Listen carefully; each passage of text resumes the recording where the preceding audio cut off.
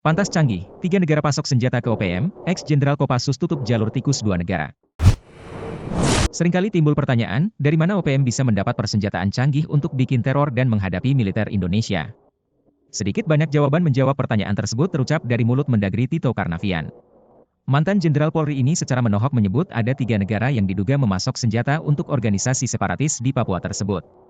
Dari ketiga negara ini, lokasinya sangat jauh dari tanah Papua, yakni Amerika Serikat, Rusia, dan Austria. Senjata api M16 yang dimiliki OPM diduga didapat dari Amerika Serikat. Sedangkan peluru Steyr Agustus merupakan pemberian Austria. Terakhir, keberadaan senjata AK-47 yang dipasok dari Rusia. Tito yang pernah menjadi Kapolda Papua menjelaskan pasokan senjata api ilegal yang masuk ke wilayah Papua melewati jalan tikus perbatasan Papua Nugini. Sementara itu, Prabowo Subianto belum lama ini sudah sepakat dengan pemerintah Papua Nugini untuk memperketat jalur-jalur tikus wilayah perbatasan. Mantan Jenderal Kopassus mencemaskan, jalur-jalur tikus itu dijadikan OPM untuk lalu lalang demi berbagai kepentingan.